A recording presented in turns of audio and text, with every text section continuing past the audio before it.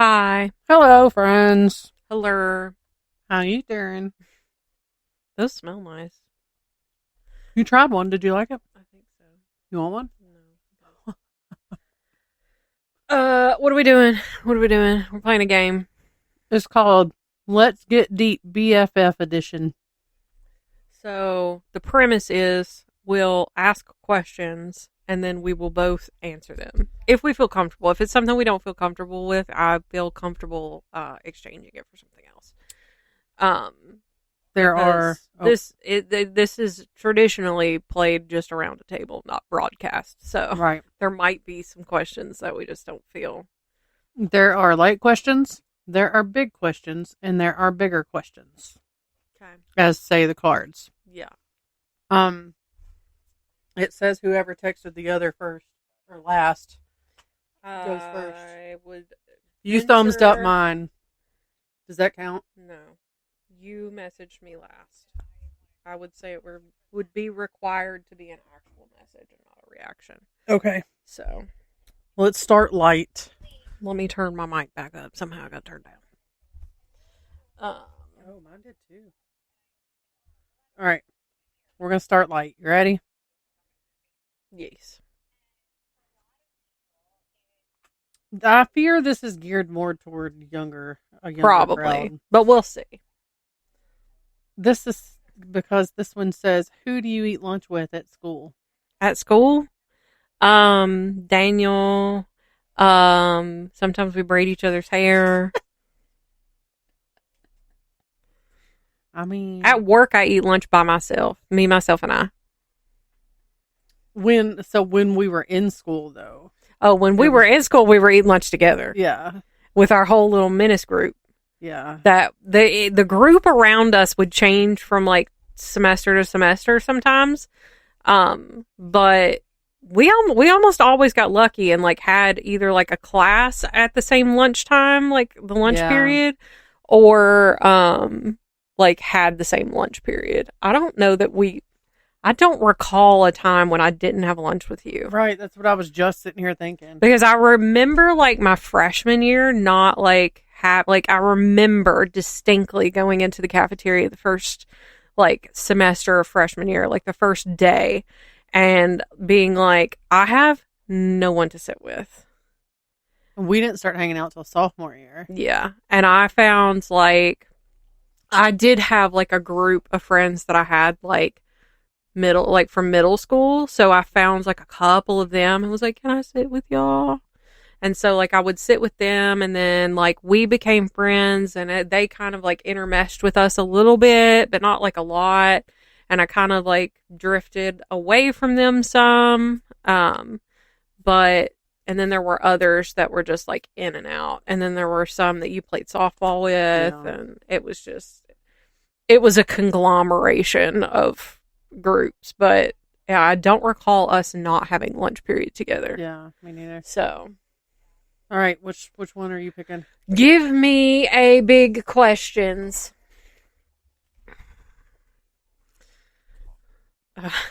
Let's see if I good one. Come up with a really good excuse for getting home late from a friend's house. My car broke down. See, I was more creative back in the day. Yeah. But like now, I wouldn't have. I mean, as an adult, I'm not gonna come up with an excuse. I'll be like, I was just. We would not stop talking. Yeah, we were gabbing. But like, what would you have told your back parents? In the day, I'd have been like, oh, there was. I do kind of like this though. It's kind of like a throwback. I know. There was a car that was driving really, really slow down the road. Oh yeah, that's a good one. That's a good one. You know, we do live in a. I got behind somebody doing 35 and a 45. We live in a rural community too, so it's not unheard of to like there be a tractor or something. Yeah, but probably not at like 10 o'clock at night. Girl, maybe it depends on what they're doing. Because like we do watch Cold Corn Star, and they do be out there late. So there was a time TJ and I, and it's probably ideal because they don't have to worry about like a trail of cars behind them. TJ and I were coming home. It was like 2 or 3 o'clock in the morning one time when we were dating. And you know that roads when he lived in that first house he lived in, that road where the tattoo shop is now and the daycare, there was a tractor going up toward his house at 2 or 3 o'clock in the morning. I believe it. All right, I'll go ahead and hit a bigger question. Okay. You ready? I wonder how juvenile it will be. Oh, if you were given a robot, what would you program it to do? Self-combust. Self-combust? I don't want one. Or, alternatively, I would ideally want one of those robots from Smart House that made meals, so I wouldn't have to cook. Yeah, but you see how Smart House went. Oh, yes. That's why I would exclusively want the food-making robot. That's it. Yeah. I can think of a few things. One of them I don't want to put out there. I'll tell you later. Okay. I would not want the mom from Smart House. That's messed up. But just so that I didn't have to. Yeah, I could see that. I mean, they have those. Yeah. But I would say I would program it to write these podcast episodes. Not you coming up with the premise of AI. No. I would want it to do something that frees you up to be able to write podcast episodes. Yeah. Clean your house. Take the kids to school for me. I mean, I realize there's a school bus that does that, but get them a Waymo. They don't like riding the school bus. I don't blame them. I didn't particularly care for it either. So, okay. Right. Give me another big questions. If you could turn the ocean into a different liquid, what would it be? Oh, no.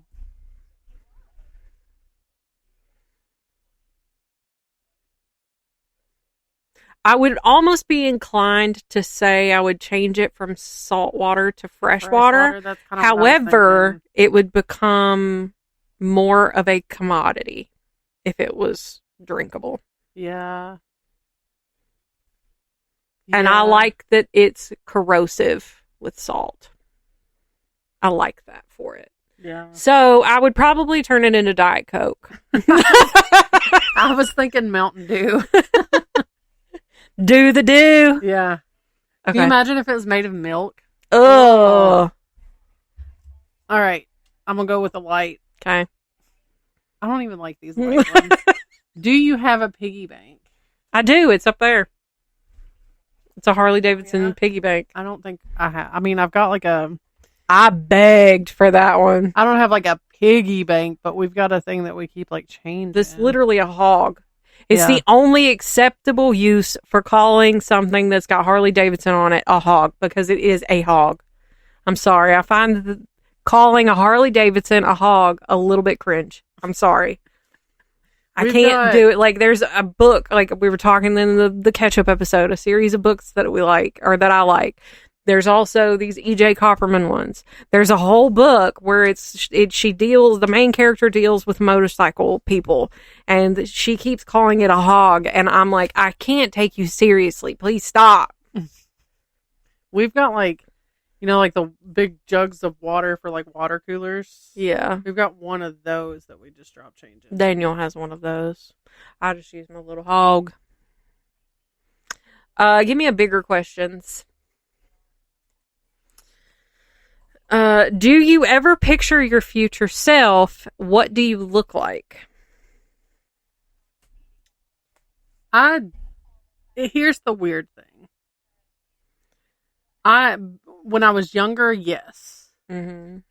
Now that I'm nearing 40, no. No, not so much. I don't see. I feel like I can't see.